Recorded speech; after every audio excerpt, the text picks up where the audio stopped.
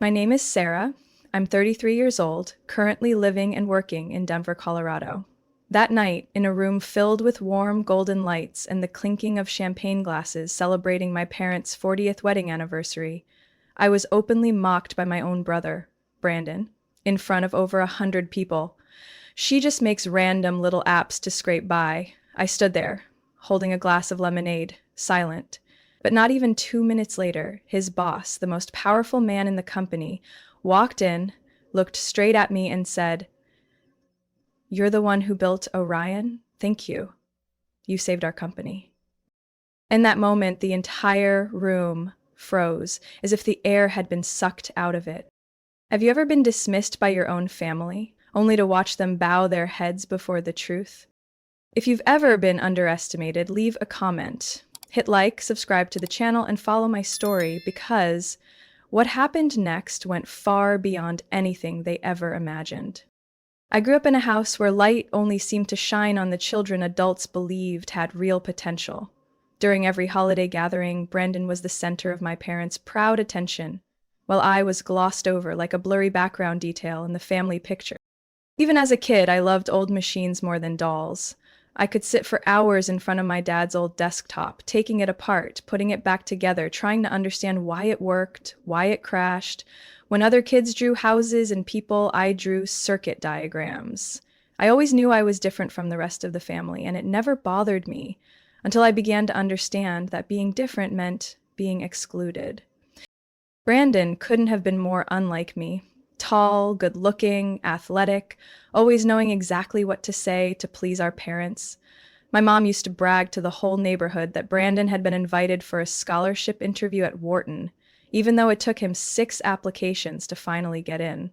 And me, I went to a public university, majored in computer science, and paid my way through with scholarships and a part-time job at a corner coffee shop. No one asked how I felt. No one noticed the nights I stayed up fixing people's computers just to earn a few $100s for textbooks. To them, I looked like someone drifting, waiting to be saved by a real job.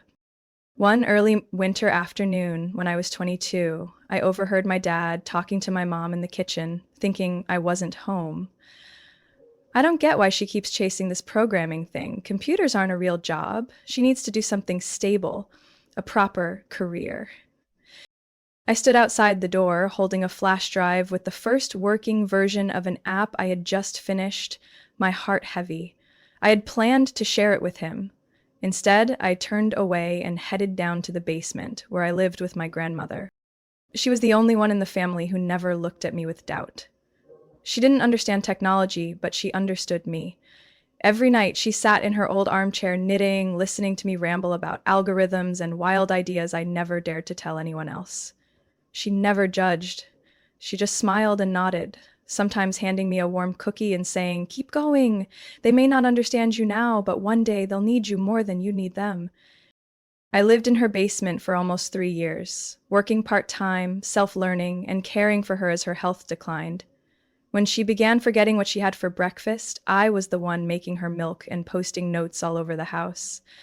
When she no longer recognized me that October afternoon, I still held her hand and read her poetry, or lines of code like they were poems, because to me, both were languages of connection. When she passed, I thought my family would let me stay by her side one last time, but the reality was harsher. Just 3 hours after I called to share the news, the whole family showed up, not to hug me, but to divide her belongings. Brandon was the first one in the room, his designer shoes still dusty from the road, an expensive coat draped over his arm. He glanced around the small room where Grandma had once slept, then looked at me. "Where's her old computer? Mom wants it as a keepsake." I stood in front of the desk where Grandma and I had spent countless hours. "That's mine. I've used it since 9th grade. Grandma told me to keep it no matter what." Brandon just scoffed. "Come on, Sarah, you can't keep everything. You're not the only one who loved her." My mom stepped in.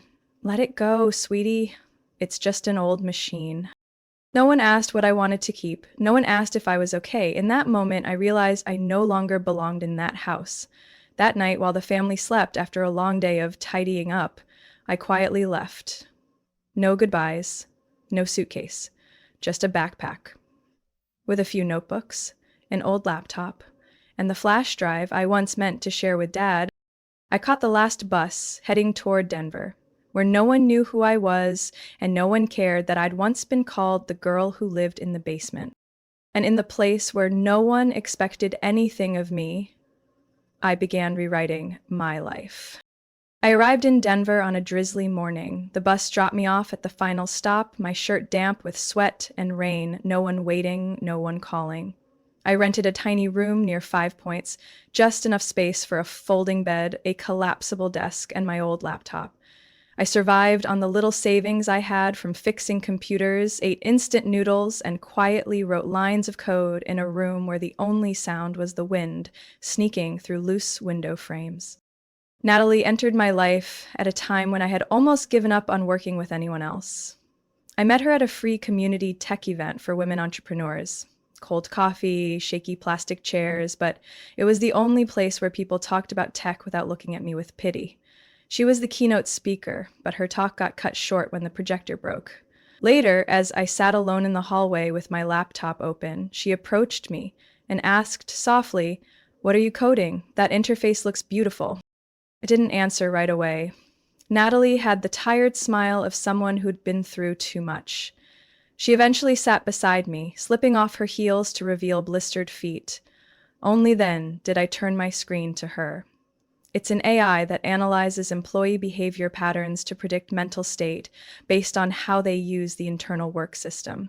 She was quiet for a moment, then whispered, "Can it detect someone who's about to give up?" I looked up and saw her eyes red. We said nothing more, but we both knew something had begun in that moment. We shared a studio in Lincoln Park that had once been a textile workshop. Peeling walls, flickering electricity, warped floorboards like they'd weathered a flood.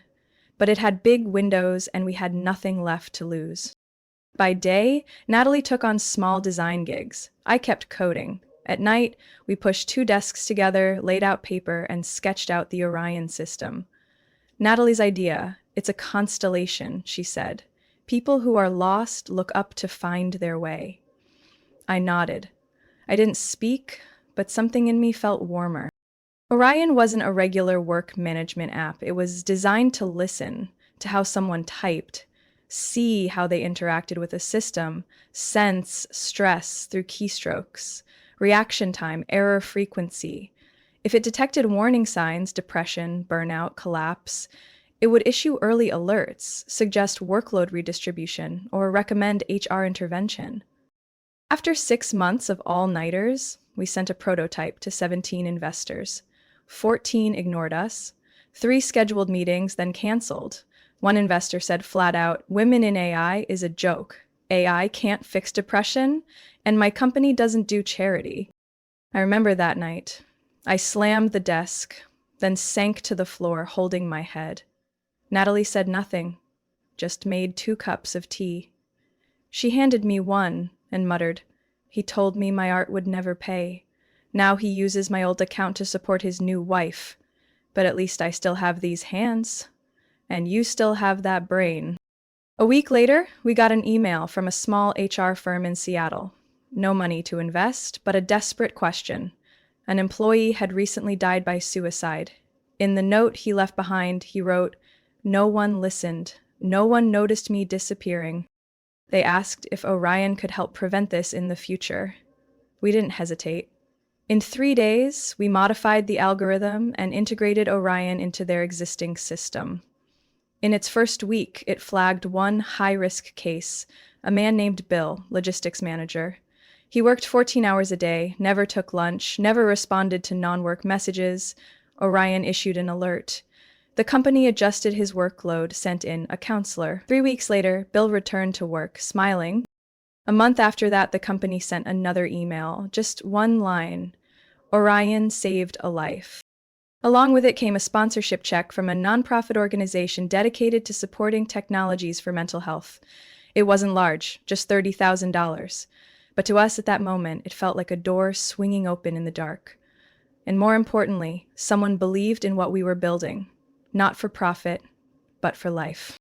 In the months that followed, Natalie and I practically lost track of night and day. Orion started gaining attention. not through media coverage, but through word of mouth in small business communities. After the incident in Seattle, a series of companies in tech, customer service, even healthcare began reaching out. Every one of them requested absolute anonymity.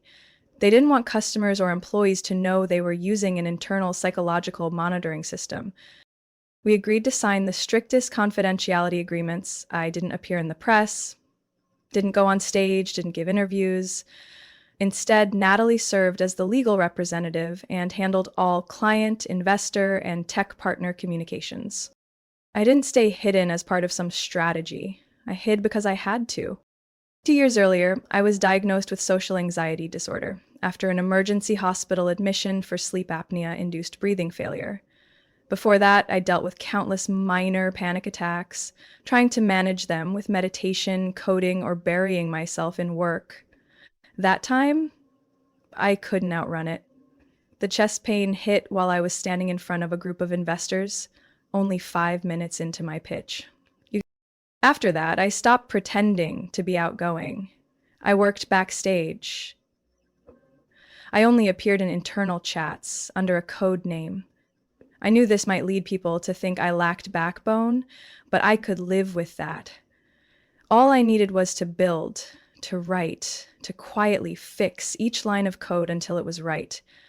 To help someone not feel lost in a system they didn't even realize was swallowing them. Natalie understood and never pressured me to step forward. She stood in the spotlight. I was the shadow behind it. Orion took off. From 10 clients to 30, then 100. Each month brought more contracts. Some large corporations began reaching out, including one name that stopped me cold when I saw it in the email. Delcor Group. Delcor was a major telecommunications infrastructure company known across the western United States, and it's where my brother Brandon worked as head of strategic operations. I reread the sender's name, Helen MacArthur, Director of Human Resources at Delcor. She wrote that the company was facing serious productivity issues, high turnover, and fragmented teams, and wanted to pilot Orion for 6 months. I sat frozen at my desk, hands limp at my sides. Natalie walked in, set a cup of coffee down, glanced at the screen. Delcor? Sounds familiar. Then she paused and looked at me closely. Wait. Isn't that where Brandon works? I nodded slowly, throat tight. Natalie rested a hand on my shoulder and said gently, "If you don't want to take this contract, it's okay. We have plenty of other options." I stayed quiet for a long time. Then I shook my head. No, I want to see where this goes. The contract was signed after just 2 weeks of negotiation. Delcor agreed to implement Orion across 5 mid-level management teams, including Brandon's department. Throughout the rollout, I had no direct contact. All communication came from Natalie. I monitored the system, watched the data, quietly updated the algorithm after each periodic report. 3 times. In 6 weeks, Orion issued 3 red alerts for burnout and emotional distress within Brandon's team. All 3 were addressed in time. One person went on leave, another was reassigned, the third received private counseling. The team's productivity rebounded and their internal cohesion scores improved significantly. I told no one. I didn't expect Brandon to notice. And just as I suspected, in an industry forum, Brandon posted a nearly full-page analysis complaining that too many companies are throwing money at half-baked tech platforms with clunky interfaces that do nothing but slow down progress. He didn't name Orion, but his description was unmistakable. Natalie forwarded me the post with a short message. "You okay?" I just replied, "More than okay." It wasn't that I wasn't angry. I was. But the anger didn't sting anymore. It helped me see that sometimes people can benefit from your work without ever knowing you're the one behind it, and without giving you credit. I didn't need Brandon to understand. I just needed the system to keep running right. Still, deep down, a part of me wanted to witness the moment he found out, not out of revenge, but so he'd understand.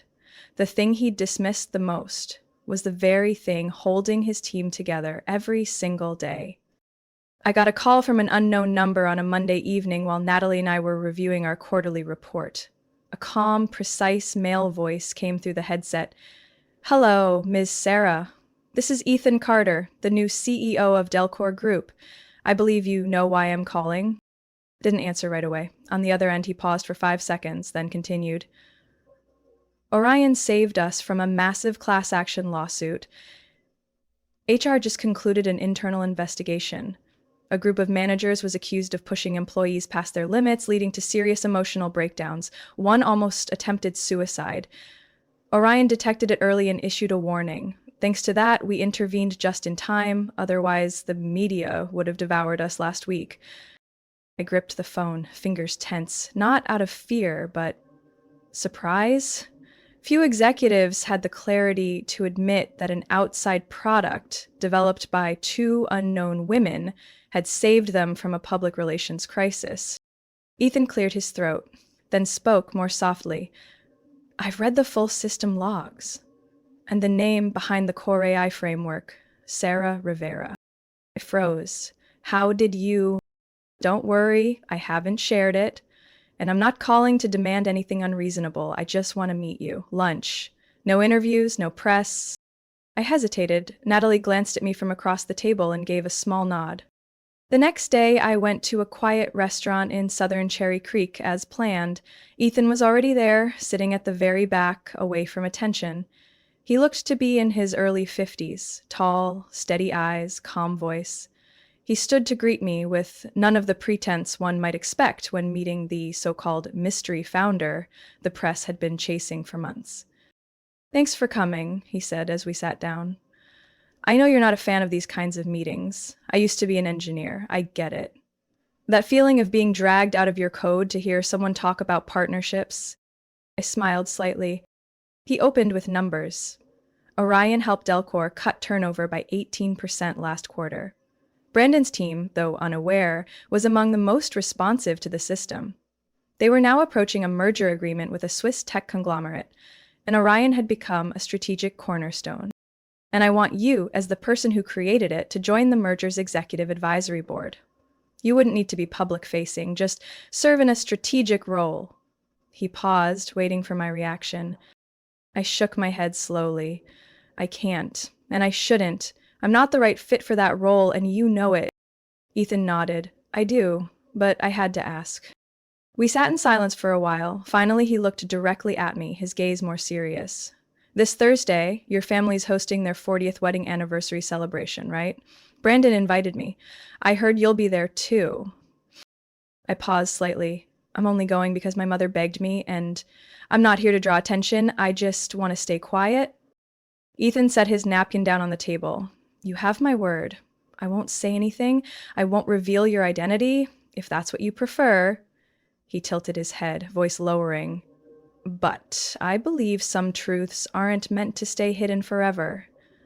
Not for recognition, but for justice, even in the smallest things. I didn't respond, but as I left the restaurant, I knew. Ethan hadn't said everything he was thinking. There was a spark in his eyes, like part of a plan had already been set in motion, and he was just waiting for the right moment. But at that point, I wasn't ready to ask. I only knew one thing. If I stepped into that house, the one that never had space for me, I wouldn't step in empty-handed. That afternoon, I stood beside the check-in table near the entrance of the Silverwood Hotel ballroom, holding a guest list printed on thick ivory paper. Wearing the pale blue dress Natalie had helped me pick out, I wasn't allowed to sit at the family table. My mother had said, "You don't have anyone coming with you, so helping with check-in makes more sense." No one asked if I agreed. They just assumed I was the most available person. Brandon entered like he was stepping onto a Broadway stage. His light gray suit was tailored perfectly, tie matched the cufflinks, and his hair was neatly slicked back. He hugged my mother and shook hands with each guest as if he were hosting the event. When he reached me, he glanced at the list in my hand and smirked. Handling logistics, well, better than sitting around doing nothing. I said nothing. I just wrote down the next guest's name. The ballroom was elegantly decorated, overflowing with fresh flowers, and soft candlelight flickered across rows of crystal glasses. I found a quiet corner to observe from, a spot where I could see my family but wouldn't be too visible myself. From there, I watched Brandon chat with a group of old classmates, talking about the upcoming merger where he played a pivotal role. My mother stood beside him, nodding with pride. My father said nothing, just quietly refilled glasses. I knew Ethan would come, but I didn't know when. It wasn't until the clock in the hall struck 7 p.m. that he entered, calm, composed, and commanding attention without effort. Brandon was briefly caught off guard, but quickly recovered his confidence. That's our new CEO, Ethan Carter. He agreed to come because I negotiated excellent terms for the deal. My mother stepped forward to shake Ethan's hand, her voice noticeably louder than usual. Brandon told me you were deeply impressed by all he's done for the company. Ethan smiled. I think tonight you'll be even more surprised. When the main event began, the ballroom lights dimmed. The MC stepped on stage and invited my parents to stand in the center of the room to receive well wishes from family and friends. After a tribute video played, Brandon stepped up with a microphone, beginning a long speech about family traditions, inherited leadership, and especially about how he was about to become one of the youngest executives in Delcor history. The crowd applauded. My mother wiped away tears. I stood silently behind a pillar, fingers gripping the strap of my bag. Then Ethan was invited to speak. He walked up with a quiet ease, carrying no notes, holding no microphone, just raising his voice enough to command the room's attention. I want to thank the Rivera family for allowing me to be here tonight. 40 years of marriage is a remarkable journey. But if you'll allow me, I'd like to share one more thing, something small, but I believe it might make this evening even more special. He paused, his gaze sweeping across the room, then spoke slowly. Our company just finalized a strategic merger with a startup that's changing the way our entire industry thinks about human resources and artificial intelligence. The company is called Orion. A few people nodded. Brandon crossed his arms, shrugging as if it were obvious. Ethan continued, what makes this merger especially memorable is that the founder of Orion is in this room tonight. The silence tightened like a drawn string. People began glancing around. Brandon furrowed his brow. Ethan looked up. Sarah Rivera, would you please stand? I froze. No one spoke. The first voice came from my mother. Sarah? That's impossible. She couldn't even handle being a tech assistant. I stayed still, but every eye in the room turned toward me. Ethan smiled, his voice lower but firm. She's the one who designed the AI platform we now use to run our entire human systems infrastructure. And following the merger, she's also a primary shareholder in our group. Brandon went pale. His face drained of color as he whipped around to face Ethan, mouth opening but no words coming out. My mother was so stunned she had to lean on a nearby chair for support. My father looked at me, eyes wide, part disbelief, part trying to absorb something too big to grasp. I stood tall, slowly stepping out from behind the pillar, looking straight at the stage. I said nothing. I didn't have to. My silence spoke louder than any applause that slowly began to ripple through the room. Brandon found me later in the hallway behind the ballroom, where soft, golden light glowed against a wall lined with white orchids. He approached with eyes no longer confident, but burning with a mix of anger and confusion. His voice was tight, barely held together. Why didn't you say anything? Why did you let me stand there like an idiot?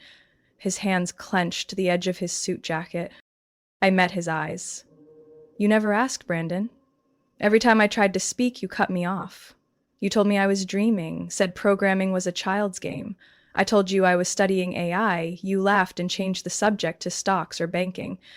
I said I was working on a startup. You told me to get a real job. I stayed silent because I knew, to you, nothing I did ever seemed serious enough to matter. He shook his head, like trying to erase what he'd just heard. But I'm your brother, Sarah. You couldn't just let me be humiliated in front of everyone. Do you know Mom had to go to the medical room from the shock? My voice stayed calm. No one was hurt tonight, Brandon. They just didn't like the truth. The ballroom doors opened. Ethan stepped out, his gaze sweeping over us. He nodded briefly at me before turning to Brandon. I'm sorry to bring this up right now, but I think you should know. Ethan's voice was gentle, but unshakable. After reviewing the internal performance reports over the past quarter, the board has decided to remove you from your current position. Your team didn't meet targets, employee retention is low, and there are clear signs of cultural conflict. Brandon took a step back, face drained. What are you saying? I just hit my quarterly goal. Ethan cut in. We compared your results with units using Orion. Those teams showed strong recovery in morale and retention. Your department was one of the few that declined to implement Orion's recommendations, citing them as too complicated and unnecessary. Wasn't it? Brandon didn't answer. He looked at me as if suddenly realizing something far too late. Ethan went on. This doesn't mean you're out of the company, but starting next week, the leadership role will be transferred to someone else. You can stay in a specialist capacity if you choose. When Ethan turned and walked away, no one spoke. Brandon slumped onto a chair near the hallway, elbows on his knees, hands buried in his hair. All traces of confidence vanished. I no longer saw the brother who had bragged on stage, only a man finally facing a truth he couldn't run from. He looked up at me. How long have you been waiting for this day? Are you happy now? I stepped forward, gently placing my hand on the armrest, not to comfort him, but to speak clearly. No, Brandon, I didn't do all this to get revenge. I did it because I believe what I've built can help others. Truth isn't a weapon. It's just something you've never wanted to hear. He lowered his head, said nothing more. The only sound left was the ticking clock on the wall echoing in the silence between us, reminding us that it was time for things to change. I returned home the next morning. My little apartment in Denver was quiet, as usual. Natalie sat in front of her laptop, hair tied up, a coffee mug next to her, eyes fixed on lines of code. When I set down my bag and quietly took a seat across from her, she glanced at me and gave a soft smile. How was last night? I didn't answer. I leaned back in my chair, closed my eyes, letting the stillness wrap around me, but inside everything stirred. Not because of Brandon, but because of what happened afterward. My mother called that afternoon. It was the first time in years her voice didn't carry judgment or orders. She stayed silent for a long moment before finally saying, Last night I didn't recognize you. Not because you've changed, but because I never really saw who you were. I sat motionless, hand tightening slightly around my phone. I remember, she went on. Back when you still lived at home, you'd lie on the sofa every night, typing something on your laptop. Sometimes I'd wake up in the middle of the night and still see the glow of the screen from the living room. But I didn't understand. I thought you were wasting time on nonsense. I didn't reply. My mother hesitated, then added, I'm sorry. I should have asked what you were doing. I should have tried to understand instead of forcing you into a role I thought was safe. Before I could respond, another call came in from my father. I couldn't remember the last time he called. Can you hear me out for a minute? His voice was raspy, like he'd waited years to speak. I was told you that tech wasn't a real career, that you should get a stable job, wear a uniform, have a name badge. But now I know I was wrong. Completely wrong. I bit my lip, not out of anger, but because years of silence were finally echoing back. I see now, he said.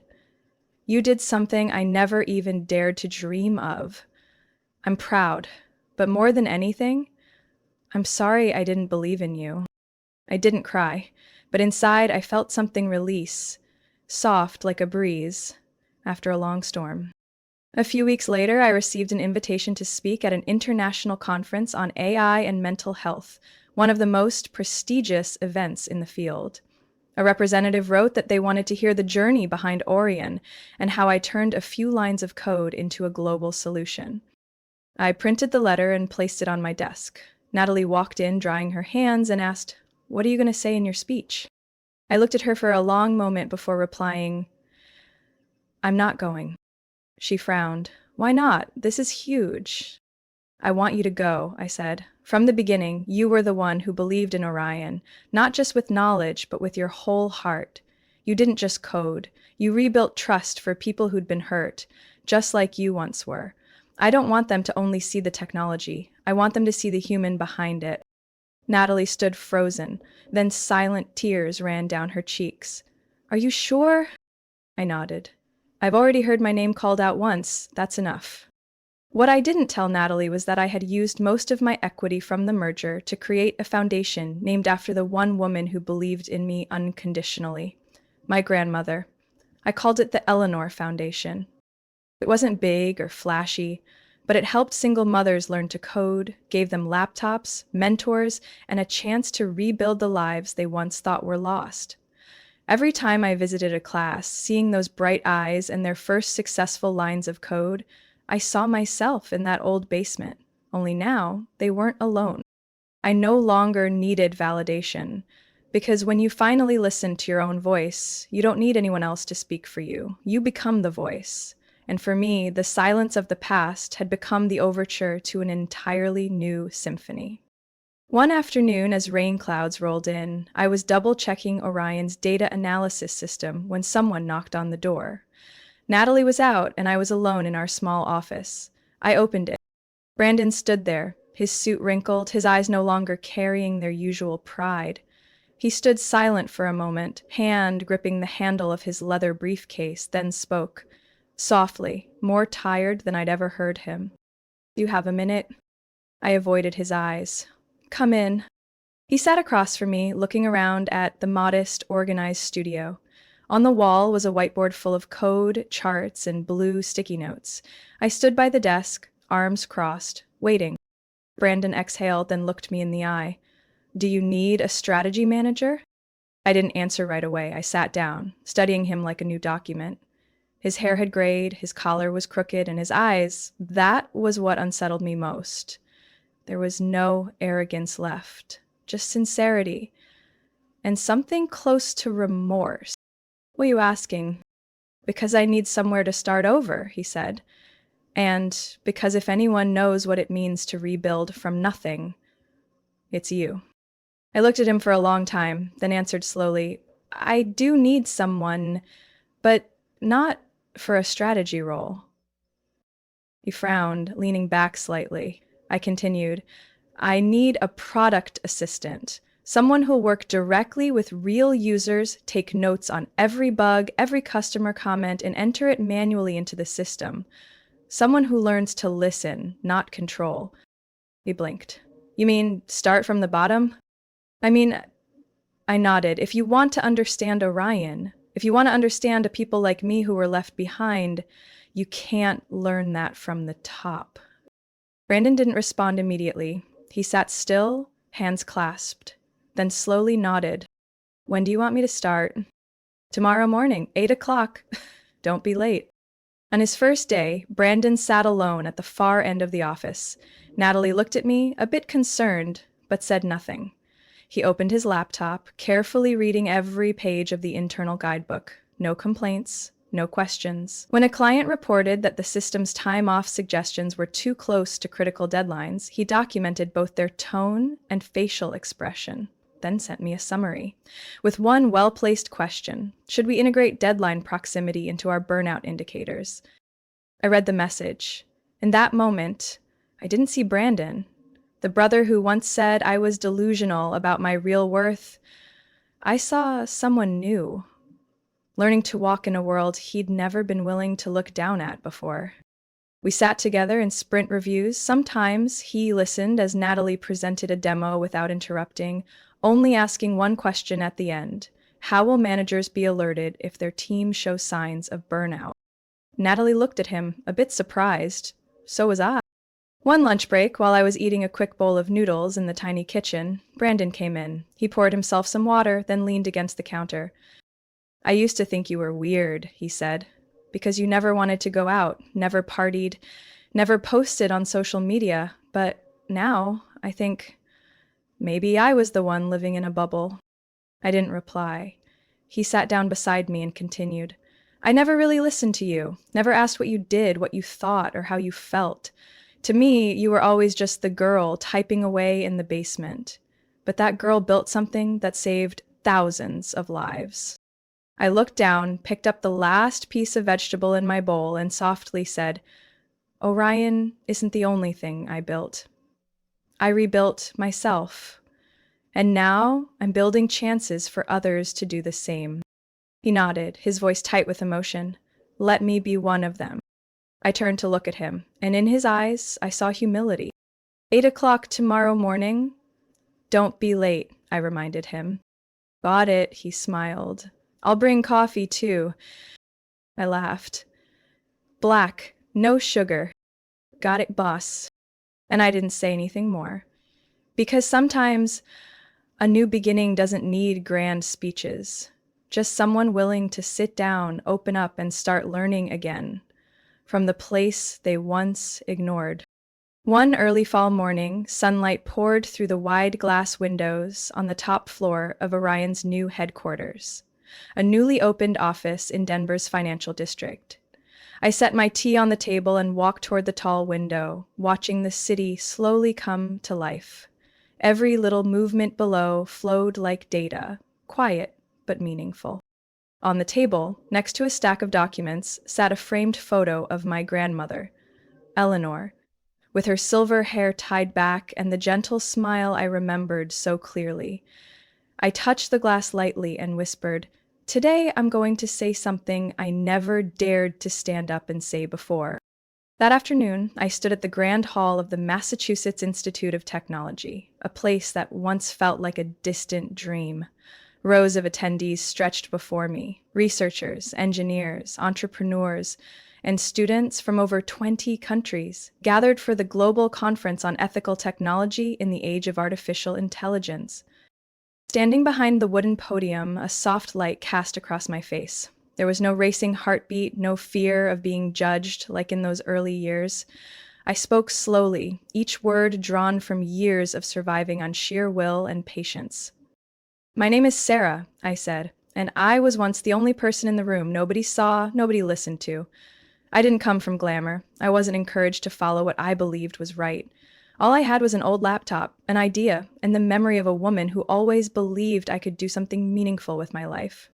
The room fell silent. I looked toward the front row, where Natalie sat next to Ethan, both smiling with pride. You don't need acceptance to do the right thing, I continued. You can start in a basement, with a deleted email, in an old kitchen.